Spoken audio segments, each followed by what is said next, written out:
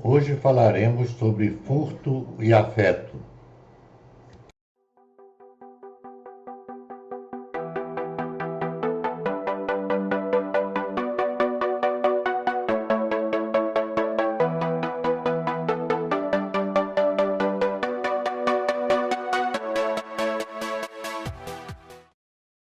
O furto é uma forma simbólica de ganhar afeto.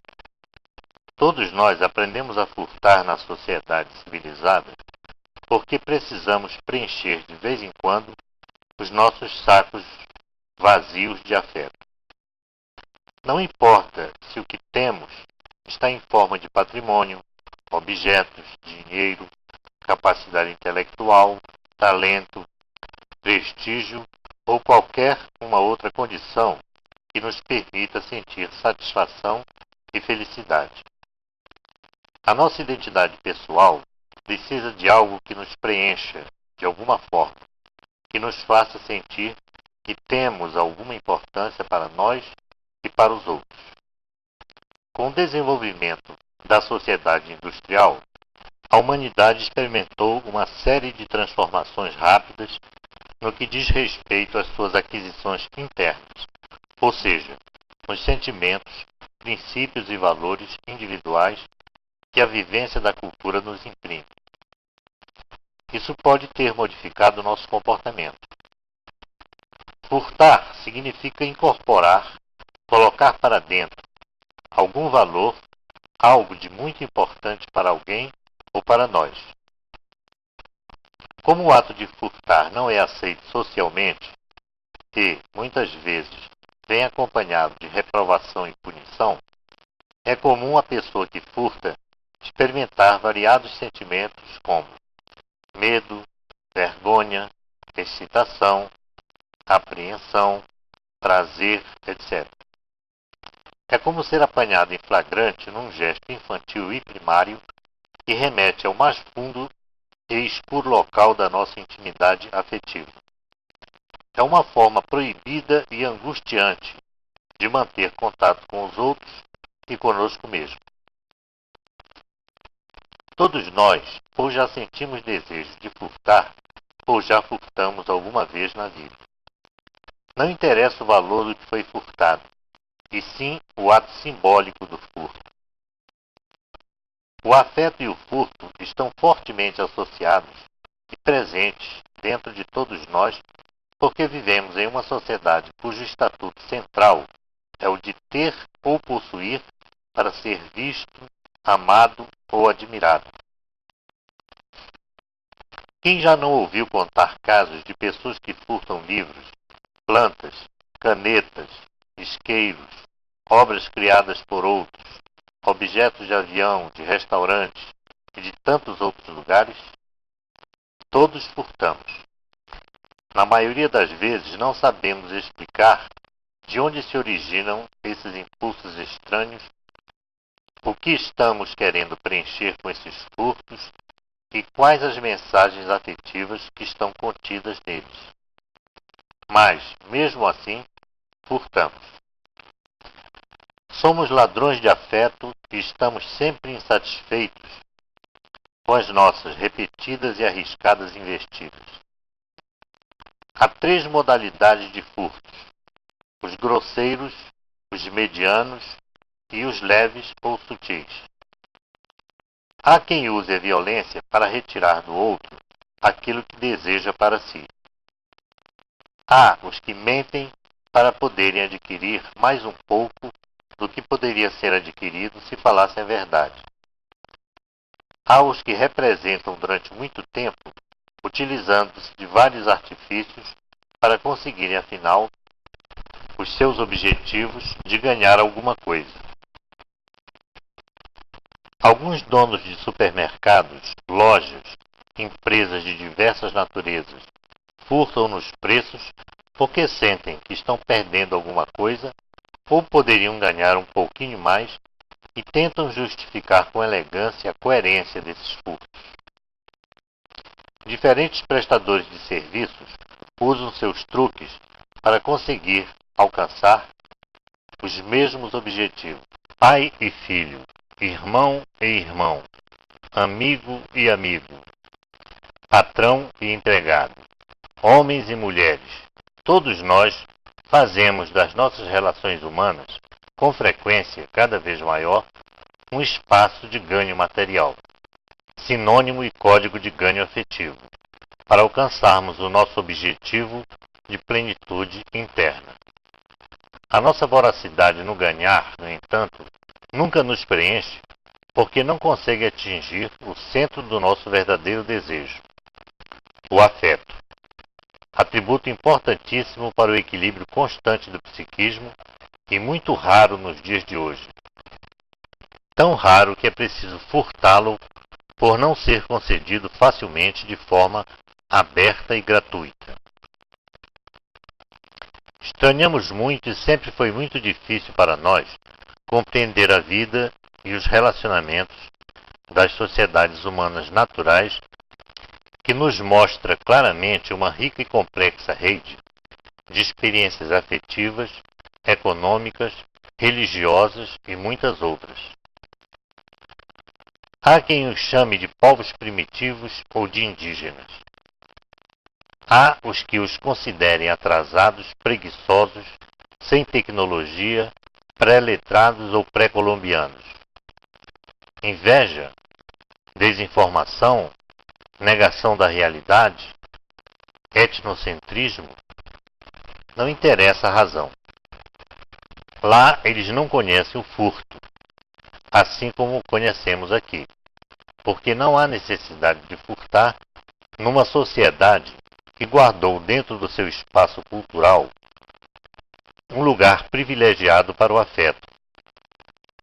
Dentro e fora desses indivíduos existem lugares e momentos dedicados às relações humanas afetivas, isto é, às outras pessoas, que não foram ainda substituídos pela voraz, desesperada e ineficaz corrida para o consumo, com a qual estamos acostumados.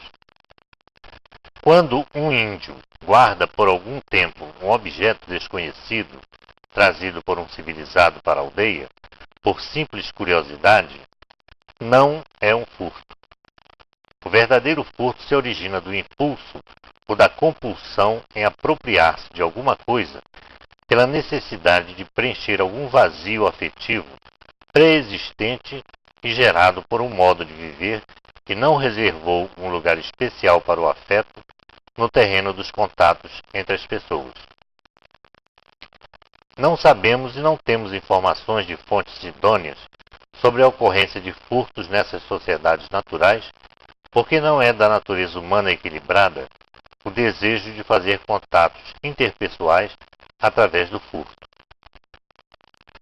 Essa forma inadequada de relacionar-se só vinga nas sociedades que costumamos chamar de civilizadas, sinônimo de sociedades socialmente desequilibradas.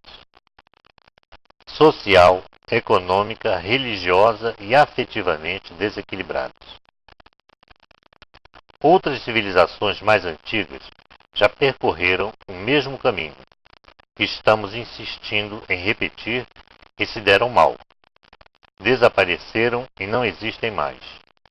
Não souberam construir o templo do afeto, local na cultura onde se deve erigir o altar para o culto das relações afetivas entre os homens, mulheres e crianças. Regredimos no tempo para voltar a adorar os mesmos conceitos antigos de progresso e desenvolvimento econômico, usados pelos povos antigos. Ouvimos com frequência, através do discurso de políticos e autoridades econômicas, expressões como: quando o país encontrar sua estabilidade econômica, se a inflação cair, quando houver melhor distribuição de renda, todas direcionadas para uma expectativa econômico-financeira, esquecendo-se, esses senhores, que o fenômeno econômico e suas distorções são resultantes das distorções do comportamento humano, dos seus sonhos, das suas ambições e fantasias, e por que não dizer, das patologias das pessoas e dos grupos de pessoas que controlam a vida política e econômica das nações civilizadas. Entre os povos das sociedades naturais, aprendemos mais sobre progresso e desenvolvimento humano do que em toda a nossa vida nas escolas e universidades civilizadas, nos livros escritos sobre o assunto e nos simpósios, congressos e seminários dos quais participamos. Nunca vemos escolas ou templos deles. Nunca assistimos um professor falar entre eles. Nada há escrito em livros. Quem ensinou a eles essa forma tão sábia de viver e conviver? Não sabemos. Só sabemos que já vivemos como eles vivem hoje, há alguns milênios atrás. Talvez tenhamos esquecido muita coisa do que eles sabem. Se perguntássemos aos antropólogos por que eles os admiram tanto, responderiam: porque vemos neles o que fomos ontem e o que, de uma forma nova e adaptada, poderemos ser amanhã. Não dá mais para viver e assistir outros vivendo numa sociedade sem futuro, onde violência, injustiça e fome existem porque dão lucro, geram notícias e empregos. O furto é o sintoma de uma sociedade infeliz, uma sociedade sem espírito de corpo, isto é, sem eixo cultural, sempre em dúvida se deve ou não situar a figura humana no centro dos seus sentimentos, princípios e valores. Furtamos porque nos sentimos infelizes e solitários, e acreditamos que uma grande quantidade de bens materiais possa vir a mitigar o nosso sofrimento. As crianças furtam porque se sentem solitárias ao lado dos pais, os pobres furtam porque se sentem injustiçados e abandonados, e os ricos vão continuar furtando porque, como as crianças e os pobres, acreditam que a riqueza material possa lhes dar um dia o afeto, a segurança e a felicidade que todos desejam ter dentro de si. Furtar é um gesto humano e simbólico de quem se sente vazio de amor. Não devemos reprovar os que furtam, sejam ricos, pobres ou crianças, porque todos estão usando a mesma linguagem para expressar a mesma mensagem. Somente os que se sentem satisfeitos internamente com a solidariedade, a partilha, a generosidade, a convivência justa e fraterna, não sentem vontade de furtar, porque já possuem o que de mais importante existe na vida: a consciência plena da igualdade e da alegria de conviver em harmonia e num espaço afetivo amplo e justo com todos. O poder, o dinheiro e o prestígio possuem o mesmo significado e a mesma força no interior das sociedades civilizadas. Todos, ou quase todos os homens, vivem sob a ilusão de conquistá-los um dia. Na verdade, esses três desejos do homem moderno representam uma coisa só: o controle. Controlar os outros significa para o homem neurótico da nossa civilização a superconquista sobre os demais, a realização maior da sua história humana, a grande façanha de sair da mísera condição humana e se transformar no maior super-herói de todos os tempos, e do alto desse pódio se sentir em condições de ganhar a taça do afeto, a medalha da segurança e a fita do amor. Ter certeza de que todos o amam, admiram e não o deixarão sozinho e de frente com a sua solidão. Só assim sentir-se-á seguro para começar a procurar dentro de si o que já possuía, mas só consegue acreditar que existe do lado de fora, nos outros e nos objetos que levou sua vida inteira para adquirir. Furtar pode ser uma forma de abreviar esse caminho da busca da felicidade interna para muitas pessoas que se esqueceram de construir esse pódio e de procurar taças, fitas e medalhas dentro de si próprios. Órfãos de uma sociedade que destrói seus filhos, ensinando-lhes o caminho da ganância, da competição e da mentira. Furtar é pedir socorro para os que julgamos proprietários da felicidade. É mendigar afeto para outros mendigos que, como nós, também precisam furtar para se tornarem aparentemente ricos. Certa vez, perguntaram a um mendigo qual o seu maior desejo. Ele respondeu: morrer e ir para o céu. Lá não falta nada. Deus é amor, é esperança e caridade. Há pessoas que vivem pensando em morrer para poderem encontrar-se com a felicidade. Por que é preciso morrer para ser feliz? Não é possível ser feliz vivendo? Furtar ou mendigar é um passaporte para os que ainda não tiveram coragem para atalhar o caminho? Não sabemos responder essas perguntas, mas nos sentimos muito tristes por saber que elas existem. Perguntaram para um velho pescador na Amazônia, que costumava distribuir o peixe que sobrava após a venda, para os outros moradores pobres do lugar, se ele não tinha medo de ficar mais pobre ainda e lhe faltar no futuro o que ele generosamente distribuía no presente. Ele olhou demoradamente, sorriu e falou com a serenidade de quem tem certeza: eu sou rico, nunca faltou nada para mim e o que sobra eu dou para os outros. Estou com essa idade e sempre fiz isso. Nunca fiquei pobre por causa disso. Todo dia eu pesco e todo dia sobra peixe, e eu distribuo com quem não tem.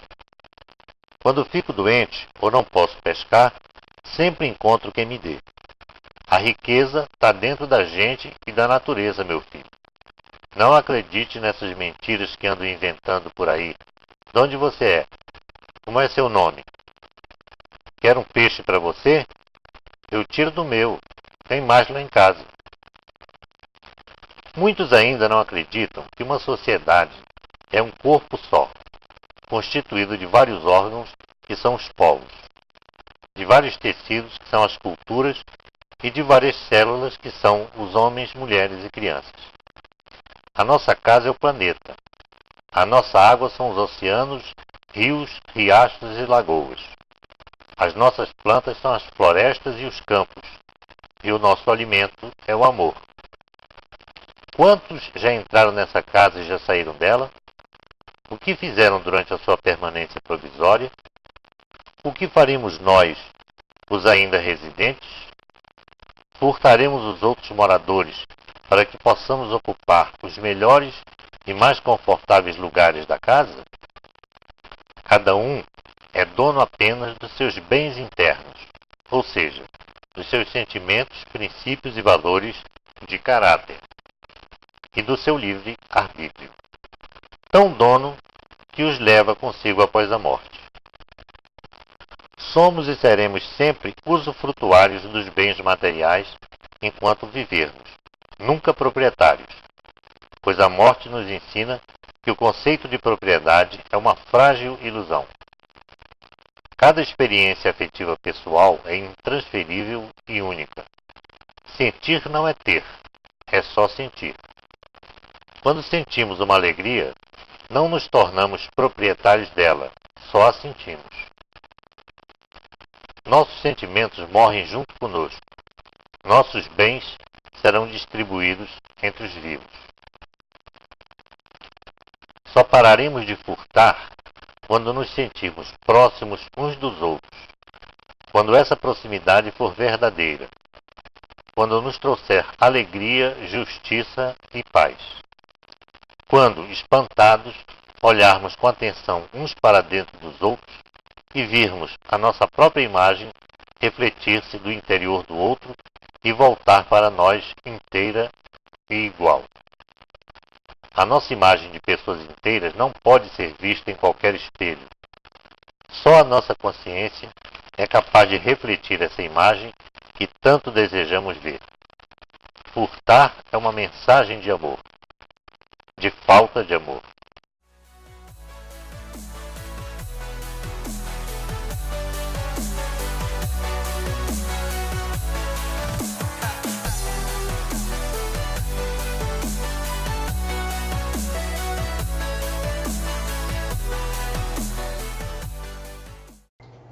No próximo vídeo falaremos sobre comportamento reativo e lei.